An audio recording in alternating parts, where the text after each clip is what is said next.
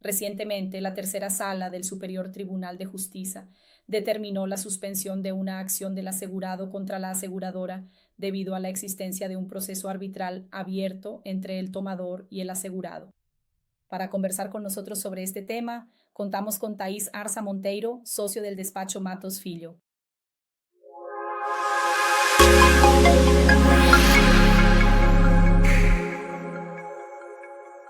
Hoy recibimos a Thaís Arza Monteiro, socio de las áreas de litigios y arbitraje, seguros, reaseguros y previsión privada y propiedad intelectual del despacho Matos Filho. Thaís, gracias por recibirnos, por aceptar nuestra invitación. Es un placer para nosotros tenerte aquí hoy. Gracias, Carol, el placer es mío también. Muchas gracias por la invitación. No hay de qué. Bueno, este es un tema reciente y cabe aquí hacer la salvedad de que no tuvimos acceso al acuerdo, así que vamos a comentar el tema basándonos en la noticia que fue divulgada, pero dividiendo en bloques. Quisiera que en principio habláramos sobre el proceso de regulación cuando existe un proceso arbitral abierto. Y entonces, bien, según el relator, la noticia que fue divulgada, la prejudicialidad establecida a partir de la dependencia de una causa subordinada, tiene relación con otra, externa y subordinante, pudiendo implicar la suspensión temporal de la primera. De esta forma, una de las causas avanzará para que la cuestión principal sea resuelta, influyendo en la manera en que la cuestión subordinada será decidida. En este caso, la causa subordinada sería la regulación del siniestro, en principio, y la causa subordinante sería la responsabilidad por el incumplimiento contractual discutido en el ámbito arbitral. Y entonces la primera duda que surge es la siguiente. Como el procedimiento arbitral es confidencial en términos prácticos, ¿cómo se lleva a cabo el proceso de regulación si las pruebas producidas dentro del procedimiento arbitral y la propia sentencia están protegidas por la confidencialidad? Perfecto, Carol. Bueno, creo que la regla para empezar aquí es que la regla de confidencialidad se aplica a cualquier procedimiento arbitral. Entonces, poco importa aquí si estamos hablando de un procedimiento arbitral entre tomador y asegurado, pero es una regla prevista en la ley, de modo que todo lo que ocurra, la producción de pruebas, decisiones, audiencias que se lleven a cabo en el procedimiento arbitral, están sujetas a la confidencialidad. Y creo que aquí el punto importante es que la aseguradora no participa en el procedimiento arbitral en el que se discute el incumplimiento del contrato entre tomador y asegurado. Entonces, de hecho, tendría una restricción incluso en el acceso a las pruebas, a las decisiones, a todo lo que se hace y produce allí en el procedimiento arbitral. En la práctica, lo que vemos cuando ocurre este tipo de situación en la que eventualmente tendríamos un laudo arbitral, que es una causa prejudicial a un proceso judicial o a la regulación, de lo cual hablaremos un poco más adelante, es que normalmente es posible solicitar al tribunal arbitral que comparta esos documentos, las pruebas y las decisiones que fueron producidas en el ámbito del proceso arbitral en la acción judicial. Existe un precedente aquí del Tribunal de São Paulo, que ya es un poco antiguo, debe tener unos 4 o 5 años, en el cual ocurrió exactamente una situación similar. Pero aún en el proceso de regulación todavía no, en ese caso no, en ese caso ya existía una demanda de la asegurada contra la aseguradora y uno de los motivos de la negativa al pago de la indemnización era el uso de un material inapropiado durante la obra. Cuando el proceso llegó al Tribunal de Justicia, y vamos a hablar un poco más sobre estos impactos para la regulación, pero cuando llegó al Tribunal de Justicia, entonces hubo una solicitud para que se notificara oficialmente al Tribunal Arbitral para que compartiera todo lo que había sido producido y decidido en el ámbito del arbitraje en la acción judicial, una acción presentada por el asegurado contra la aseguradora. En este caso, hubo el otorgamiento y al haber una decisión judicial, el tribunal arbitral puede romper ese deber de confidencialidad, entonces debe cumplir con la decisión del juez y así comparte la decisión. Pero ese es un escenario en el que ya tenemos una acción judicial. Si estuviéramos en un escenario de regulación de siniestro, ahí ya veo que tendríamos desafíos importantes para acceder a esa información. Entonces, un camino eventualmente sería iniciar una acción de producción de pruebas para solicitar que el tribunal proporcione esos documentos y así sería una acción solo para obtener esos documentos. o si hay buena voluntad, el asegurado y el tomador pueden compartirlos, siempre solicitando autorización al tribunal arbitral, así que ese también es un camino. Eventualmente el tomador puede ir y pedirle al tribunal arbitral diciendo, necesito compartir estos documentos en una regulación. Son relevantes para el tema de la regulación del siniestro, pero lo que es importante aquí es que entonces el camino, disculpa Thais, en ese camino el tomador haría la solicitud dentro del proceso del tribunal arbitral. El juez arbitral se pronunciaría respecto a esa solicitud, escuchando también a la contraparte. Exactamente, exactamente. Pero hay una cosa, podrían estar de acuerdo o el tribunal puede decir no, aunque no estén de acuerdo sobre la relevancia, mire lo que es relevante. Hay una cuestión importante sobre la confidencialidad que es la siguiente, los documentos relacionados, por ejemplo, el contrato, el cronograma de la obra, eso no es confidencial solo por el hecho de estar en un arbitraje, ¿verdad? Lo que es confidencial en el arbitraje son las piezas, todo lo que se produce dentro del arbitraje.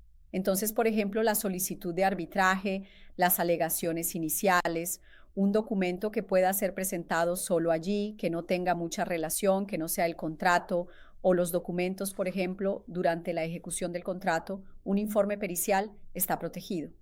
Así que todo lo que se produce en el arbitraje está protegido. Entonces creo que también es importante hacer esa diferenciación, ¿no? Porque en una regulación obviamente vas a tener que entregar el contrato, entregar los documentos relativos a la ejecución de ese contrato, que es el objeto del seguro, ¿no? Entonces eso no está protegido por la confidencialidad del arbitraje, sino que lo que está protegido son los actos practicados en el arbitraje. Sí. Y pensando desde el punto de vista, entonces durante el proceso de regulación, la aseguradora tiene conocimiento del procedimiento arbitral en curso, entiende que existe una relación de relevancia entre lo que se está discutiendo en el ámbito arbitral y lo que se está levantando y averiguando durante la regulación del siniestro y busca la suspensión del plazo con el riesgo regulatorio que podría enfrentar, porque en principio necesitaría una decisión judicial para suspender el proceso de regulación. Entonces, ¿cuál sería el riesgo regulatorio que enfrentaría al seguir esa línea de suspender el proceso de regulación debido a un arbitraje en curso? Está bien, perfecto.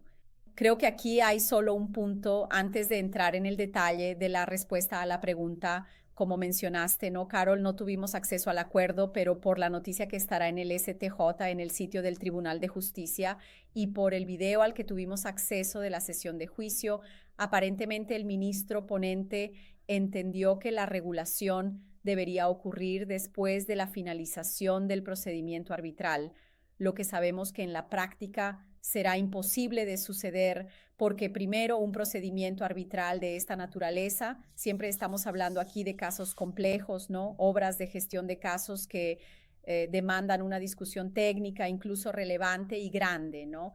Un arbitraje de esta naturaleza no se resuelve rápido, ¿no? Porque vas a producir pruebas, vas a hacer audiencias, vas a tener un procedimiento largo, ¿no? Entonces estamos hablando de 3, 4 años para que tengas una solución de un procedimiento arbitral de este tipo.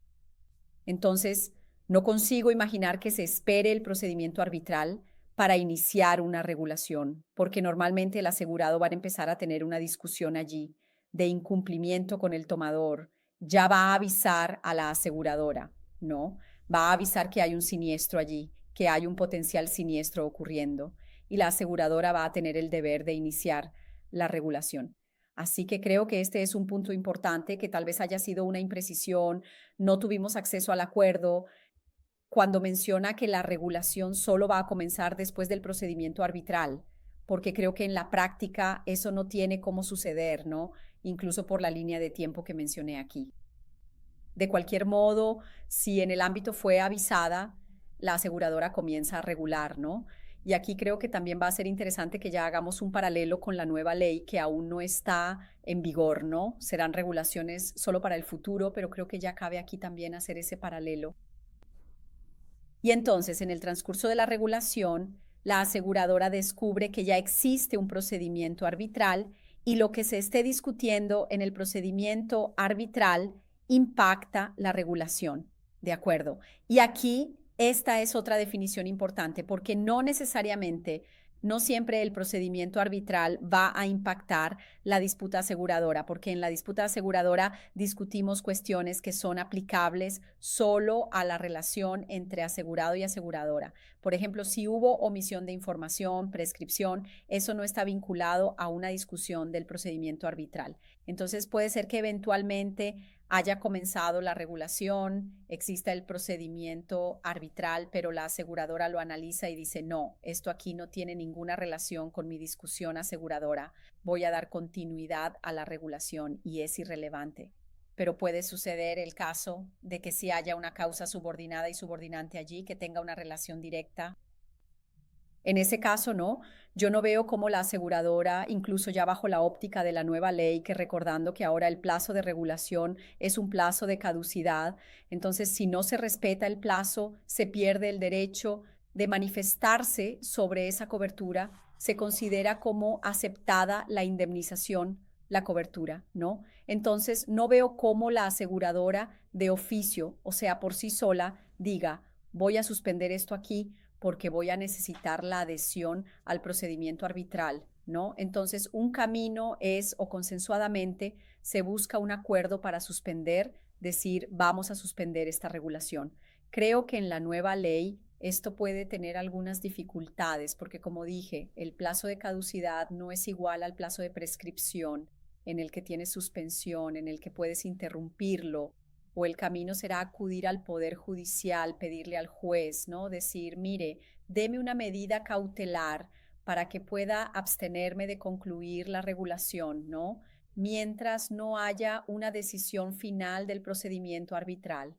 Pero creo que si aplicamos este razonamiento, tiene impactos muy importantes para la aseguradora. ¿Cómo va a lidiar con esta situación, sabiendo que no puede por sí sola decir voy a suspender la regulación? Existiría. Estamos hablando aquí de la relación, es decir, de una garantía proporcionada a un asegurado privado. Existiría también la posibilidad, ya bajo la óptica de la nueva ley, de que dentro del cuestionario de riesgo la aseguradora ya busque una conformidad previa del tomador y del asegurado, cuando el contrato principal prevea que las discusiones de ese contrato serán dirigidas al ámbito arbitral. En el cuestionario de riesgo ya buscaría un acuerdo de las partes y en caso de que exista una discusión en el contrato principal en el ámbito arbitral, que ella tendría acceso a las pruebas producidas y a la sentencia arbitral, anticipando ya ese movimiento futuro que tendría que hacer en caso de que vea esa relevancia entre lo que se está discutiendo en el ámbito arbitral y la regulación del siniestro. Y también, eventualmente, como ahora tiene que hacer el ejercicio de anticipadamente producir una lista, un listado de documentos que serán solicitados durante el proceso de regulación. También podría anticipar e incluir un ítem diciendo, mire, si existe un proceso arbitral, que se compartan todas las pruebas y materiales producidos e incluso la sentencia. Ese puede ser un camino, ¿no? Porque hoy el plazo, a partir de la nueva ley, ¿no? Hoy, desde la entrada en vigor de la nueva ley, el plazo de regulación va a comenzar a partir de la entrega de toda la información y documentos que están previstos en la póliza. Entonces vas a tener la lista a partir del momento en que se establece una obligatoriedad como esta. Puede ser una buena solución, porque entonces dices, mira, mientras no haya una decisión, mi plazo de regulación no ha comenzado. Solo hago una observación porque, como dije, un procedimiento arbitral puede durar 3 o 4 años y entonces eventualmente empezar a regular un siniestro que ocurrió hoy dentro de 3 o 4 años puede ser de cierta forma perjudicial en términos de obtención de pruebas, ¿no? Porque así un siniestro que ocurrió hoy, si empiezo a regularlo hoy, es más fácil, los documentos están ahí, ¿no? A veces la obra todavía está ahí, ¿no? No se ha concluido y puedes eventualmente obtener alguna información. La situación financiera del tomador exactamente. Él lo interiorizó a lo largo del tiempo. Exacto, entonces está esa cuestión del tiempo que creo que siempre debe ser considerada. Claro, pero si la aseguradora lo coloca en la lista de documentos y establece esa previsión en el contrato, en el cuestionario de riesgo, y si lo coloca en la lista de documentos que deben ser presentados para esa regulación, estaría reservando su derecho de exigirlo, pero también podría, al ir a esa regulación eventualmente, ver si es necesario recibir ese documento y entonces podría ella podría eventualmente ver que en el aviso de siniestro no vino la copia del arbitraje, porque el arbitraje comenzó ahora, ¿no? Todavía no hubo laudo. Ella puede eventualmente decir, no, creo que lo que recibí aquí ya es suficiente y voy a regular sin ese documento. Dar inicio. Puede dar inicio, exacto, pero ahí ella también podría, ¿no? El contrapunto, como tú trajiste, usar eso como un argumento para decir que no va a iniciar. Exacto. ¿No? Porque no recibí toda la documentación que necesito aquí para poder hacer esa regulación. Interesante. Además, con eso evitaría meter una demanda y buscar eliminarla para eventualmente suspender un plazo, porque con la nueva ley no hubiera empezado por ahí. Sí lo es, pero creo que siempre es importante recalcar que analices cada caso individualmente, ¿no? Porque podría ser de qué hablan las personas, hipótesis, ¿no? Posibilidades. Español. Usted puede tener un caso que no sea interesante, ¿cierto? Como decíamos, está la lista de arbitraje, pero yo, la aseguradora, creo que es mejor regular esto ahora y no dependo de la discusión que se vaya a dar, porque recordando lo que dije al principio, cierto, la aseguradora no participa en el procedimiento hermetal, entonces no va a participar en la producción de prueba, no va a poder eventualmente pedir ahí un documento para aportar pruebas o evidencias sobre un punto específico que le sea relevante. Entonces creo que hay que analizarlo aquí caso por caso para que no pueda ver cuál es la mejor estrategia dado el escenario que se advirtió. Sí. Y como usted dice, ahí fundamentalmente usted puede abstenerse de acceder a toda documentación relacionada con el arbitraje si no es relevante a los argumentos que tiene para trabajar con la relación cenista. Genial, lo cubre todo, exactamente. Entonces, creo que ya hemos abordado el riesgo regulatorio y también hemos hablado un poco sobre si la aseguradora está obligada o no a suspender la regulación. Existe un hecho relevante en relación con la importancia del proceso de arbitraje y también con la estrategia. Como mencionaste, no hay una receta estándar para todos los casos, ¿verdad? Cada caso debe ser analizado individualmente y eventualmente regular al cenista de manera oportuna puede ser beneficioso, incluso por el derecho de repetición y la posibilidad de buscar el resarcimiento contra el tomador. Exactamente. En cuanto al proceso de regulación, creo que ya hemos abordado todos los puntos. Un punto que no sería necesariamente una novedad en función de lo que estamos discutiendo aquí, pero creo que siempre es bueno señalarlo cuando también se observa alguna acción por parte del tomador dentro, como hablamos bastante desde la perspectiva de la aseguradora, ¿verdad? ¿Qué podría hacer la aseguradora si es necesario y pertinente para hacer uso de lo que se produce en el ámbito arbitral para la regulación del cenista? Y el tomador del seguro, ¿qué acciones concretas podría emprender para que, en el caso de que posea una certeza absoluta y esté completamente seguro de que no es el responsable directo del siniestro ocurrido, pueda intervenir de manera efectiva en el proceso de regulación desde el inicio o eventualmente en las etapas iniciales de la regulación que es llevada a cabo por la compañía aseguradora? No, perfecto. Y hasta creo que tengo algunos casos prácticos para compartir, ¿no? Creo que así el tomador puede eventualmente solicitar, entonces iniciar el procedimiento arbitral y pedir una medida cautelar, ¿no? Para que, por ejemplo, si la aseguradora aún está regulando o para que se abstenga de concluir la regulación mientras no haya un procedimiento arbitral, ¿verdad? Pero para eso va a depender de obtener una decisión cautelar, ¿no? Otorgándole ese derecho a él. Y entonces la aseguradora creo que también se encuentra en un escenario más tranquilo de no tener que regular porque hay una decisión que le impide concluir la regulación, ¿no? El contrapunto aquí de nuevo es si la aseguradora quiere regular, ¿no?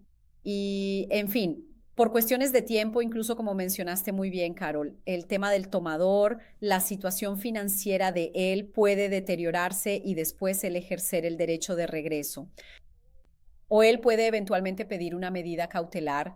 Ya he visto casos prácticos en los que ocurre exactamente eso para que la aseguradora concluya su regulación.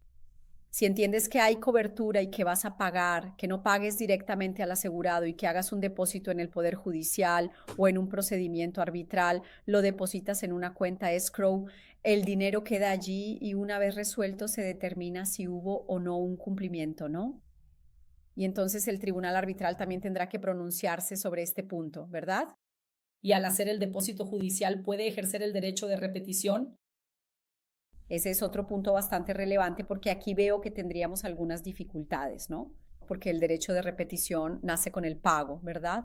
Entonces, desde el punto de vista de la aseguradora, ella se desobligó de su deber y realizó el pago.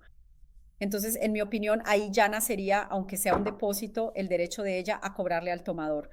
Pero también puede haber, eventualmente, un tomador que haga una solicitud de medida cautelar, ¿no? En ese sentido. Mire, determine que la aseguradora deposite y que no ejerza el derecho de repetición mientras no haya una solución, ¿de acuerdo? Pero, en mi opinión, a partir del momento en que se realiza el depósito, nace el derecho de la aseguradora, porque ella ya cumplió con su deber de regular y pagar. Sí. Y eventualmente, habiendo realizado el depósito, habiendo iniciado la acción de repetición contra el tomador, habiendo hecho el pago a la aseguradora, en caso de que esto ocurra en la acción del tomador contra el asegurado, ese valor depositado en juicio volvería a la aseguradora o iría al tomador. Sí, creo que si ella ya hubiera ejercido el derecho de repetición, tendría que ir al tomador. Si se une esa repetición al proceso, entonces se transfiere el derecho sobre ese valor depositado. exacto. O si no, se libera para la aseguradora, ¿no? Sí. A veces en este caso puede tardar más tiempo. Sí. Es complejo, ¿verdad? Siempre hay un... Sí, exactamente. Siempre hay un desdoblamiento, ¿no? Sí. Bueno, entonces hablamos bastante sobre el proceso de regulación, cuando la aseguradora, entonces, y estábamos dentro de una hipótesis en la que la aseguradora tomó conocimiento del procedimiento arbitral en curso durante el proceso de regulación del siniestro. Hay un punto más. Antes de que avancemos, en principio, no existe la obligatoriedad para el tomador o el asegurado de notificar a la aseguradora sobre la existencia de un procedimiento arbitral. Sí. Tal vez sería interesante para la aseguradora incluir esto dentro de los cuestionarios de riesgo o en el proceso de regulación del siniestro para que sea informada y tenga conocimiento en caso de que exista una motivación en el arbitraje en curso. Creo que es importante, pero la observación que hago es que eventualmente cuando comience la regulación, el procedimiento arbitral aún no existe. Sí. Entonces, tal vez ya haya algo para preguntar durante la regulación, ¿no? Tenemos esos 2 plazos de suspensión en los que se pueden solicitar documentos de forma justificada, pero creo que también es un punto importante para considerar, ¿no?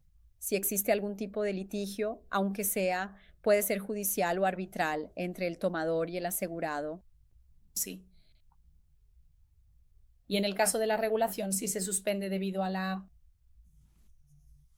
una medida cautelar. Sí, de una medida cautelar.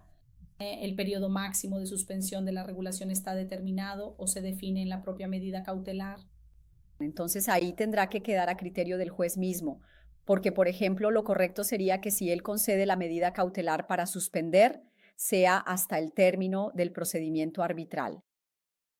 Y ahí este es un punto importante que es diferente cuando la aseguradora toma conocimiento del procedimiento arbitral en curso, cuando ya ha regulado el siniestro, se ha posicionado eventualmente para una negativa del siniestro y entonces el asegurado presenta una demanda contra la aseguradora, cuestionando y desafiando la decisión del asegurador. En ese sentido, durante el transcurso de esa acción, si la aseguradora toma conocimiento de la existencia de un procedimiento arbitral en curso, la eventual suspensión, también entiendo que existe relevancia entre lo que se está discutiendo en el ámbito arbitral y los argumentos utilizados para la negativa del siniestro, si entonces podría suspender y, según el CPC, ¿cuál sería el periodo máximo de esa suspensión? Tenemos como regla en el CPC que la suspensión de un proceso para cualquier proceso, independientemente de si va a ser suspendido por otra acción judicial o por un arbitraje, es por un plazo de 1 año, pero ese plazo muchas veces es flexibilizado por el Poder Judicial justamente cuando se sabe que en 1 año esa causa no se va a resolver y es necesario esperar a que se solucione otra acción para que esta acción que está suspendida pueda concluir. Entonces creo que ese es el primer punto. Normalmente es de 1 año, pero eventualmente puede haber una flexibilización. Y aquí creo que volvemos a aquello que conversamos sobre la suspensión en un escenario en el que la aseguradora ya tiene el proceso judicial iniciado por el asegurado. Creo que es caso por caso, que va a depender del análisis de los fundamentos, de la negativa, de los fundamentos, de la discusión del procedimiento arbitral, para ver si corresponde o no solicitar una suspensión. Porque de nuevo, la aseguradora no participa en la producción de pruebas del procedimiento arbitral, lo que muchas veces puede ser muy perjudicial. Por otro lado, la aseguradora tampoco tiene toda la información relativa a ese contrato garantizado, porque, por ejemplo, no estaba en el sitio de obras acompañando diariamente lo que estaba sucediendo. Entonces, muchas veces puede ser beneficioso utilizar una prueba en la que el tomador, que era quien estaba prestando el servicio, tiene mucha más información y mucho más conocimiento. Así que tal vez la prueba allí tendrá una mayor precisión, más detalles, un conjunto de documentos más amplio que una prueba que sería solo entre la aseguradora y el asegurado. Pero en mi opinión, esto debe analizarse caso por caso. Creo que no podemos aplicar ese entendimiento del STJ. Primero, creo que un punto importante aquí es que no se trata de una decisión vinculante, es una decisión que fue preferida en un recurso especial para un caso específico. Por lo tanto, no podemos usar esa decisión como si ahora todas las acciones de seguros fueran a ser suspendidas por causa del arbitraje. No, creo que debe hacerse un análisis, como decimos, casuístico, caso por caso, para entender los hechos, cuál es realmente la relación y si existe esa prejudicialidad. Y si es interesante, desde el punto de vista del trámite de esa acción, suspenderla o no. Está claro para nosotros. Bien, entonces ya hemos acordado sobre la regulación del siniestro, ¿no? Cuando la aseguradora tiene conocimiento de la existencia de un arbitraje en curso y también cuando el proceso ya está más avanzado y eventualmente ya existe una negativa, momento en el que el asegurado ha iniciado una acción judicial contra la aseguradora y en ese momento ella toma conocimiento de un procedimiento arbitral en curso. Y ahora me gustaría hablar sobre un tercer bloque dentro de este mismo tema que sería, voy a empezar citando aquí parte de la noticia y luego vamos explorando aquí poco a poco, ¿no? Entonces, citando la noticia que fue divulgada, citando jurisprudencia del STJ, el ministro añadió que hay un entendimiento consolidado en el sentido de que la aseguradora subrogada debe someterse a la cláusula compromisoria prevista en el contrato principal firmado por el asegurado o tomador, de modo que, en estos casos, prevalece la competencia del tribunal arbitral para el análisis y el juicio de la demanda regresiva. El conocimiento previo de la aseguradora, aquí él, ¿no? Abro comillas. El conocimiento previo de la aseguradora respecto a la cláusula arbitral acordada en el contrato principal objeto del seguro garantía da lugar a su sometimiento a la jurisdicción arbitral, ya que integra la unidad del riesgo objeto de la propia póliza. Y entonces es como dicen, cortando el buey en filetes, ¿no? Vamos a digerir lo que está escrito aquí poco a poco, ¿no? Poco a poco. El primer punto que deberíamos abordar sería en relación a esta subrogación, ¿no? La aseguradora, nosotros de nuevo no tuvimos acceso al fallo, pero por lo que se entiende ahí, existe una negativa del siniestro y el asegurado cuestiona judicialmente a la aseguradora en relación a esa negativa. Entonces, no existió un pago de una indemnización por parte de la aseguradora, que sería cuando entonces existiría la subrogación. Exacto. Si pudieras explicar un poco sobre esta jurisprudencia del STI para que aclaremos cuándo y cómo esa aseguradora sería subrogada a la cláusula compromisoria prevista en el contrato principal. Sí, no, perfecto.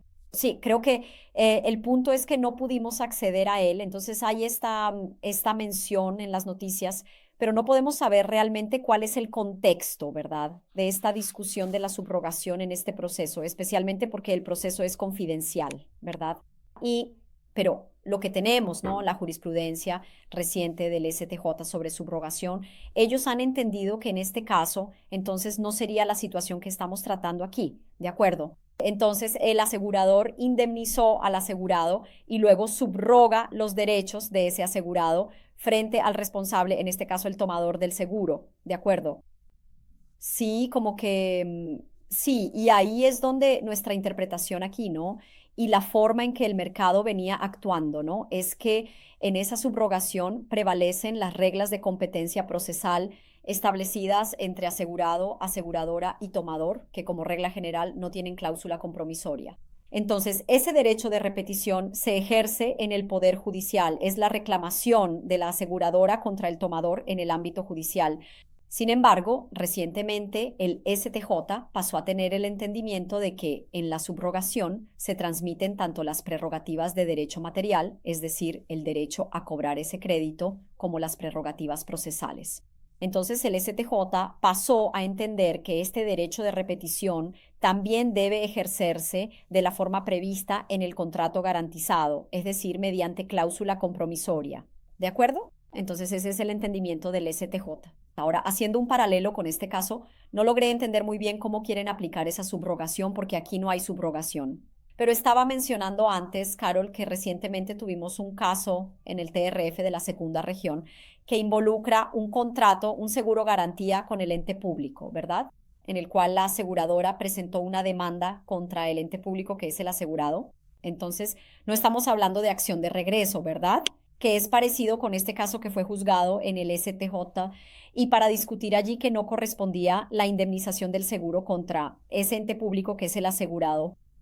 Y el TRF de la segunda región, el Tribunal de Justicia Federal en primera instancia, en segunda instancia en Río de Janeiro, entendió que esa discusión también entre aseguradora y asegurado, no solo en el caso de acción de regreso, sino de la propia indemnización en sí, también estaría sujeta a la cláusula compromisoria, porque el razonamiento de esa decisión es muy, muy reciente, no está bajo secreto, así que es fácil de localizar en el sitio web del tribunal. Sí, el razonamiento del acuerdo es que como la aseguradora va a terminar discutiendo el contrato garantizado, entonces no, si hubo incumplimiento o no, ella también estaría sujeta a la cláusula compromisoria prevista en ese contrato. Entonces, haciendo un paralelo aquí, tal vez haya sido eso que en algunas de cierta forma quisieron discutir, no se puede saber, pero sí, si ese hubiera sido el camino no habría sido la suspensión por prejudicialidad, sino la extinción de la acción debido a la existencia de una cláusula compromisoria. Entonces, la noticia está ahí, ¿no? Está al final de la noticia como un bloque separado, pero es importante hacer esta distinción de que aquí, ¿no? Subrogación, no estamos hablando de subrogación en este caso, ¿no? No se entendió muy bien cuál es el razonamiento de citar la subrogación en este precedente, pero tenemos estas dos líneas, ¿no? Hoy el STJ viene avanzando hacia una subrogación de la aseguradora en la cláusula compromisoria en el caso de regreso y existe este precedente aislado del TRF de la segunda región que también entendió que una discusión entre asegurador y asegurado debería darse en el arbitraje. Ajá. Para evitar ese entendimiento y entonces pensando, hay en una póliza dirigida al asegurado privado, ¿hay hay instrumento que el asegurador pueda adoptar para evitar quedar obligado al contrato? La adhesión al ámbito arbitral para discusiones está pactada entre el asegurado y el tomador del contrato principal. Sí, veo como la principal salida la contragarantía, ¿no? Sí, porque al ejercer un derecho basado en el contrato de contragarantía, es un derecho de la aseguradora directamente contra su cliente, ¿no? Que era el tomador del seguro allí. Entonces creo que a través de la contragarantía será la forma de intentar salir de esta decisión que desde mi punto de vista es equivocada, pero es lo que viene prevaleciendo en el STJ para que podamos, hasta porque la contragarantía es un título ejecutivo, ¿no? Sí, recientemente fue incluida en el CPC, ¿no? En la lista de títulos ejecutivos extrajudiciales. Entonces, se intenta a través del contrato de contragarantía hacer prevalecer un fuero de elección, ¿no? Que se elige entre el asegurador y el tomador del seguro. Ajá, sí, pero eso solo impediría el regreso en el futuro. La contragarantía, sí. De la aseguradora contra el tomador y no el caso que tú estás trayendo en el que fue una discusión entre la aseguradora y el asegurado que no estaba relacionada con la subrogación. Sí, pero que también fue llevada al ámbito arbitral. Sí, tal vez así, en ese caso, pensando aquí, ¿no? Todavía no he visto ningún caso práctico, ¿no? Pero eventualmente, en el caso de una empresa privada, poner expresamente ahí diciendo que no, yo no voy, las partes no están sujetas, no hay, ¿no? Intentar hacer un instrumento tal vez un poco más claro, ¿no? Ponerlo en la póliza o incluso hacer un instrumento separado diciendo que cualquier pretensión del asegurado, que hay una renuncia, que no se va a observar la cláusula compromisoria para así evitar este tipo de discusión. Pero ese precedente del TRF es bastante aislado, ¿no? Solo existe ese hasta el momento. Sí, obviamente va a ser llevado a discusión en el STJ, pero es preocupante si se empieza a entender también que incluso la discusión del asegurado contra la aseguradora tiene que darse en el ámbito arbitral. Entonces, en relación a la sumisión de la aseguradora a la cláusula compromisoria, es decir, de seguir en el tribunal arbitral previsto en el contrato principal, abordamos algunas situaciones diferentes. Entonces, una situación es cuando la indemnización se hizo subrogada en el derecho del asegurado contra el tomador del seguro, y ahí está la jurisprudencia del STJ en la que ocupa ese lugar en el contrato principal que le pertenecía al asegurado, y entonces automáticamente está sujeto a la cláusula arbitral y necesita continuar la discusión contra el tomador del seguro, o sea, en esa devolución, o sea, en el ámbito arbitral. En este preciso momento, en este tema, entraría aquí en juego el contrato de contragarantía, porque en ese regreso haría uso de ese otro instrumento legal, ¿no? Firmado entre las partes. Es en este sentido, y ahí, ¿no? Como bien mencionaste, ¿no? Hace casi 2 años, ¿no? En octubre de 23, el contrato de contragarantía fue incluido en la lista de documentos, ¿no? De títulos ejecutivos extrajudiciales previstos en el CPC. Y la duda es, al ser incluido, ¿no? Esa sujeción, esa sumisión a la cláusula compromisoria seguida en el ámbito arbitral, en cómo interfiere eso en la ejecutabilidad del título. Es una cuestión bastante compleja, Carol, porque tendríamos que algunos puntos, ¿no? Primero que en la contragarantía eventualmente vas a tener terceros, que son los garantes, que no son parte del contrato principal, ¿vale? Y ahí ya tenemos una primera cuestión. ¿Cómo vas a someter a esos terceros a un arbitraje en el cual no participaron del contrato garantizado? ¿Vale? Entonces, esa ya es una primera dificultad que se aplica a cualquier tipo de arbitraje, porque no puedes llevar a una parte a una discusión arbitral cuando no ha adherido a esa cláusula, ¿vale? Entonces, eventualmente, creo que ahí tendrá que ser una discusión estratégica, ¿no? O podrías hacer un arbitraje contra el tomador y ejecutar la contragarantía, solo que ahí vas a tener prácticamente 2 demandas, ¿no? Cobrando la misma deuda, ¿no? Con la misma discusión, o eventualmente haces solo una vía. Ejecutarías, por ejemplo, el contrato de contragarantía, ¿no? Porque existe esa dificultad, que creo que ese es un punto también en el que el STJ aún no ha entrado en detalle. ¿Cómo vas a someter a un tercero garante a un arbitraje al que no se adhirió? Sí, ¿no? Porque creo que hasta ahora los precedentes que se han juzgado es que había una confusión, ¿no? Entonces el tomador también estaba en la contragarantía, así que, en fin, terminabas teniendo a todos sujetos a la cláusula compromisoria. Pero ese es un punto que aún no se ha discutido ni analizado, porque ¿cómo vas a tomar a un tercero y someterlo a un arbitraje al que no se adhirió a la cláusula, ¿no? Entonces, eventualmente, creo que vamos a tener discusiones procesales relevantes aquí, ¿no? O sigues con esos caminos paralelos, pero ahí creo que hay un problema. Vas a estar cobrando la misma deuda por 2 vías. ¿Cómo haces, no? O eventualmente ejecutas solo la contragarantía, ¿no? Y cobras solo la contragarantía en el Poder Judicial. Ahí creo que también depende mucho del análisis caso por caso para que eventualmente puedas ver quién es el garante, cuál es la solvencia de esa empresa. Si eventualmente abres las 2 vías, corres el riesgo de que el tomador busque la suspensión de la ejecución en función de la existencia. Puede, exactamente, exacto. Entonces también tienes todas las, ¿no? Todo a ser considerado. Considerado. Y tienes otra cuestión también, que vas a estar sujeto a 2 sucumbencias, ¿no? Porque está bien que en el arbitraje puedes estar de acuerdo ahí y no tener sucumbencia, no tener pago de honorarios, pero en la ejecución sí vas a tener, ¿no? Entonces creo que hay cuestiones aquí también, y ahí está el punto, ¿no? Es este producto, tiene muchos detalles, ¿no? Es una relación compleja, si vemos aquí, ¿verdad? Todo lo que estamos hablando aquí sobre el contrato de contragarantía, la acción del asegurado, la devolución. Y creo que el Poder Judicial, en cierta medida, en algunos casos no es capaz de ver toda la complejidad y el impacto de esas decisiones en un producto como este. Ajá. Sí, y eventualmente creo que lo mencionaste, ¿verdad, Nes? Si las decisiones se basan en un caso, eventualmente no se pueden generalizar, porque en el caso de que tuvieras un tercero como garante, en realidad estarías impedido de seguir ese camino. Exactamente. Ajá, interesante. Bueno, creo que logramos abordar aquí entonces la jurisprudencia del STJ, como sucedió en el pasado.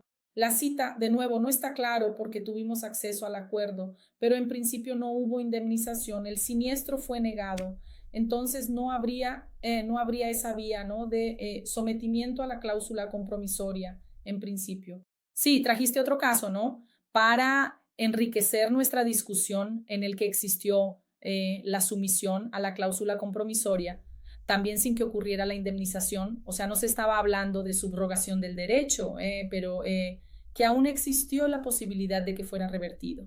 Eso, exactamente. Perfecto. Thais, abordamos así el tema que es bastante reciente desde varios ángulos excelentes. Creo que fue muy enriquecedor. Espero que esto sea, que tenga una contribución relevante para las aseguradoras, en fin, para que piensen en las estrategias, ¿no?, tanto de defensa como de diseño, para el tomador también, para que piensen en las posibilidades, ¿no?, cuando la condición lo requiera, cuando esté sujeto a una discusión con el asegurado, y también para el asegurado, para que entienda toda la complejidad que implica la regulación de siniestros y también las posibilidades de recurrir al arbitraje o llevarlo a una discusión judicial. Sí. Muchas gracias, Thais. Fue muy enriquecedor. Sin duda te invitaré para una próxima vez. Muchas gracias, Carol, y fue un placer estar aquí contigo hoy. Gracias. Hoy recibimos a Thais Arza Monteiro, socia de las prácticas de contencioso y arbitraje, seguros, reaseguros y previsión privada y propiedad intelectual del despacho Matos Filho. Ella tiene experiencia en casos complejos, actuando en tribunales y arbitrajes que involucran grandes riesgos, administración pública y recuperación judicial. Es máster en Derecho Procesal por la Université Paris-Sud en Francia y licenciada en Derecho por McKinsey. También es vicelíder de la Comisión Legal de la Cámara de Comercio Francia-Brasil, reconocida por publicaciones especializadas como Análisis y Advocacia, Benchmark Litigation y Export Guides. Thais es una figura destacada y una referencia ineludible cuando se trata de la intersección entre el derecho y la regulación, una perspectiva única y valiosa en este campo en constante evolución.